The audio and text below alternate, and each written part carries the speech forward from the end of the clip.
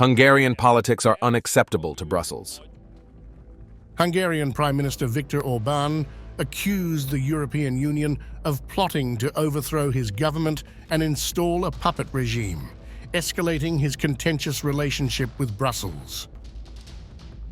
Speaking to a crowd on Hungary's national holiday commemorating the 1956 anti-Soviet uprising, Orbán compared the EU to former foreign oppressors like the Soviet Union and Ottoman Empire.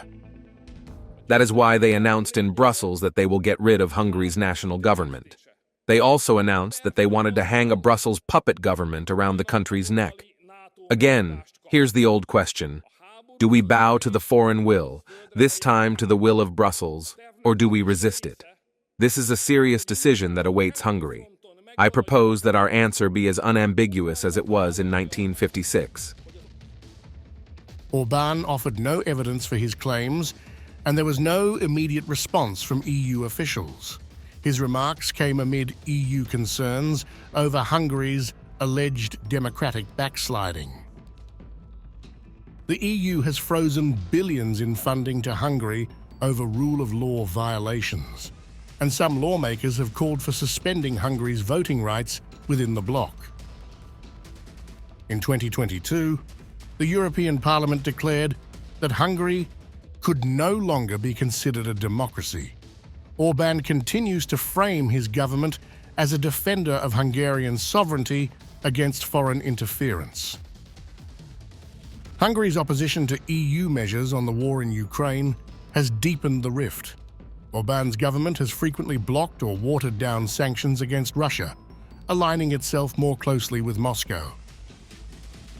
Orbán portrayed the Ukraine conflict as a misguided Western effort led by Brussels bureaucrats, suggesting it had become a war between the West and Russia.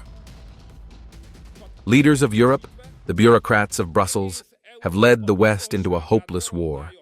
In their minds, dizzy with the hope of victory, this war is the war of the West against Russia, which they must win. They must force the enemy to its knees, and they want to squeeze out from it as much as possible. This is their great common goal. Now they want to openly push the entire European Union into the war in Ukraine.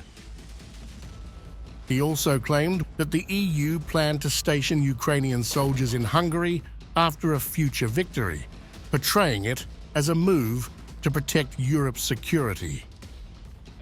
The essence of the victory plan is to expand the war. The plan states that Ukraine will receive an immediate NATO invitation, and the scene of the war will be transferred to Russian soil.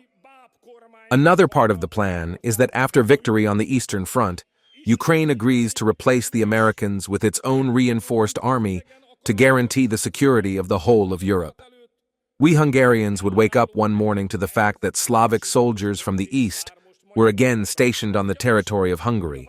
We do not want that, but the pressure from Brussels is getting stronger every day. Orbán's speech came amid growing domestic challenges, including a faltering economy, corruption scandals, and rising opposition support. Péter Magyar, leader of the Tisza party, has emerged as a key rival to Orbán, leading large protests in Budapest on the same day, criticizing the government's handling of Hungary's freedom. More and more people are asking questions because those who inherited it do not understand that freedom is such a big thing. We want freedom. We want to get our country back, to get our symbol back, to express opinions freely, to live freely, to live in a democracy. These are the most important things now. In the current situation, I do not see the country moving in the right direction as an EU member state.